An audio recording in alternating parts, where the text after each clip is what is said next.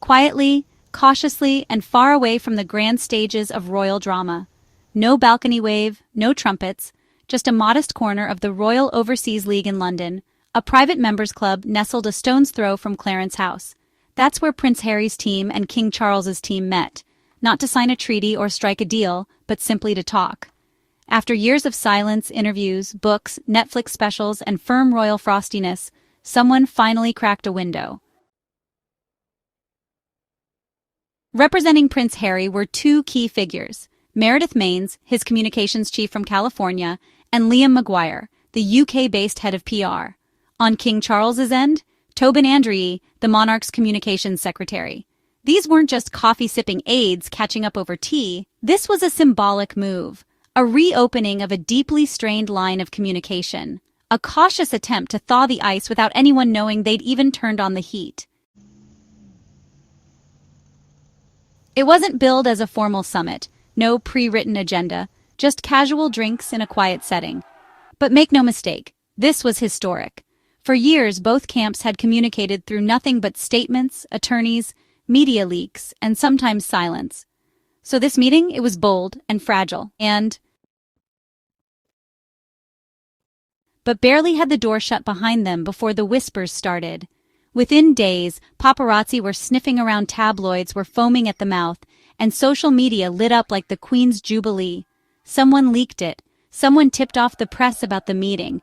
Exact date, exact location, even who was present. And that's when the real drama exploded. Because let's be very clear here, neither side wanted this out.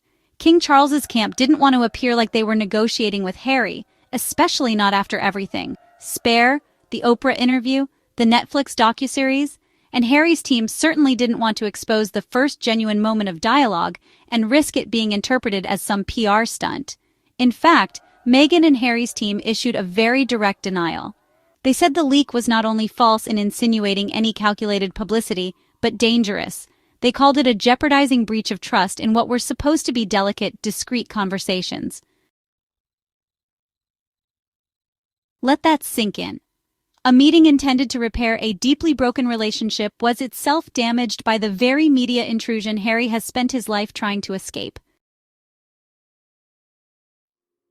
Now here's where it gets rich. People rushed to accuse Meghan and Harry of leaking it for sympathy or optics. Really? You think they would undermine their own olive branch, especially after spending years begging for privacy?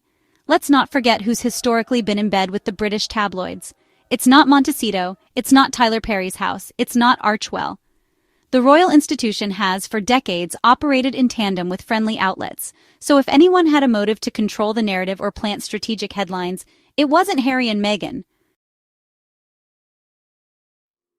In fact, this leak felt all too familiar. Remember back in 2019 when Meghan's private letter to her estranged father suddenly appeared in the Daily Mail? That wasn't an accident, that was orchestration. And here we are again, another leak, another breach of dignity. Another moment where something as deeply human as family reconciliation is commodified by headlines and paparazzi lenses. And this leak hurt more than just PR. It struck emotionally, because this meeting, small as it was a seed. A fragile seed planted in soil that's been scorched by betrayal, loss, public humiliation, and royal protocol. It was hope, not for immediate peace, but for a chance. One chance. And to have that undermined so swiftly, it's more than frustrating, it's traumatic.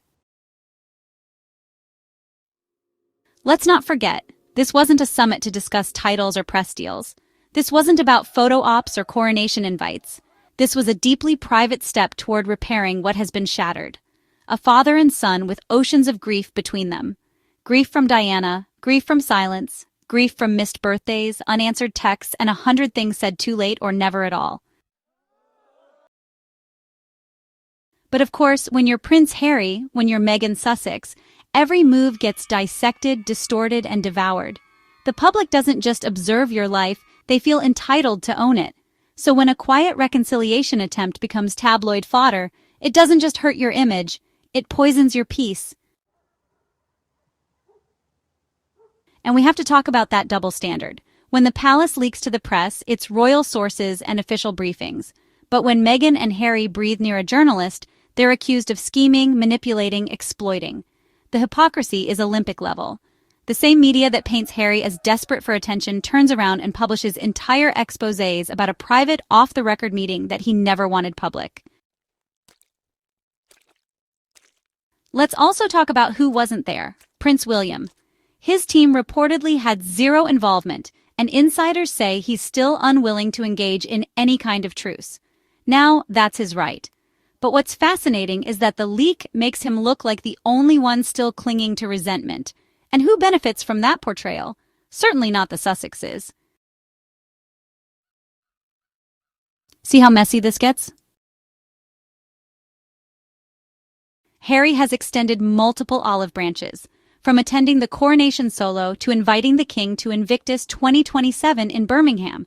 These aren't publicity moves. They're genuine attempts to move past the pain and establish boundaries without burning every bridge. And yet, every step forward is met with cameras, headlines, and people who still don't want to see him win. This is the cost of being Harry. This is the cost of being Meghan. They try to make peace, and someone leaks the location. They try to live quietly, and someone publishes a drone photo. They try to set boundaries, and someone cries betrayal. It's an exhausting, impossible cycle. But through it all, they keep trying. Because Harry isn't just a runaway royal. He's a husband, a father, a son still haunted by the echo of his mother's trauma. And Meghan, she's the lightning rod, the scapegoat, the woman who dared to speak, to cry, to walk away. Together, they are the most dissected couple of this generation. And yet they still believe in healing. They still show up. So what happens now? According to reports, Harry is expected back in the United Kingdom in September for the Well Child Awards. There may be a private moment between him and the king, or maybe not. Maybe the leak already did too much damage. Maybe the tabloids won't be able to help themselves again. But what matters is that they tried. They sat down, they showed up. And the rest of us? We should be quiet long enough to let them figure out the next step without another explosion of noise.